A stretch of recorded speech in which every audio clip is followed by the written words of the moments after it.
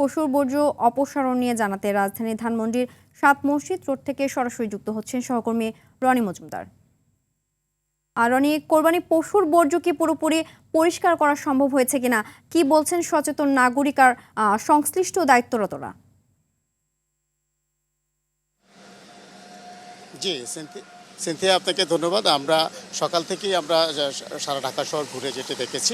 বর্জ্য ব্যবস্থাপনা পরিষ্কারের জন্য খুব তৎপর রয়েছে। এর মধ্যে কিছু কিছু জায়গার মধ্যে আমরা আপনাকে দেখানোর চেষ্টা করেছিলাম যে কিছু কিছু বিচ্ছিন্ন জায়গার মধ্যে বর্জ্য ব্যবস্থাপনা বাকি রয়ে গিয়েছে। এখানে আমরা যেখানে দাঁড়িয়ে আছি আপনাদেরকে একটু দেখানোর চেষ্টা করছি যে মধ্যরাতেও প্রায় এখন এখানে বর্জ্য অপসারণের কাজ চলছে। সিটি কর্পোরেশনের যারা কর্মীরা আছে তারা বর্জ্য অপসারণের কাজ করে যাচ্ছে। তো এর মধ্যেও কিছু অভিযোগ ছিল সাধারণ নাগরিকদের কাছ থেকে, বা যারা বলেছিল যে কিছু কিছু যারা সিটি কর্পোরেশনের কর্মীরা আছে তারা কিছু একটু অনৈতিক সুবিধা চেয়েছিল, যারা ওইভাবে করে নাই। ওখান থেকে দেওয়ার পরে প্রধানমন্ত্রী আজকে সন্ধ্যায় দুজনকে করেছে, বরখাস্ত করেছে।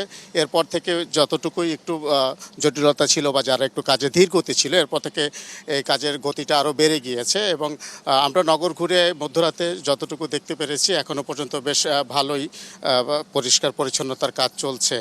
তো এই সর্বশেষ ঢাকা শহরে ঘুরে, ঢাকা দক্ষিণ এবং উত্তর সিটি কর্পোরেশন ঘুরে বর্জ্য ব্যবস্থাপনা যা ব্যবস্থা দেখছে মোটামুটি এখন পর্যন্ত ভালোই দেখেছি। সর্বশেষ ধানমন্ডি থেকে এই ছিল আমার কাছে সর্বশেষ। সিনথিয়া, ধন্যবাদ।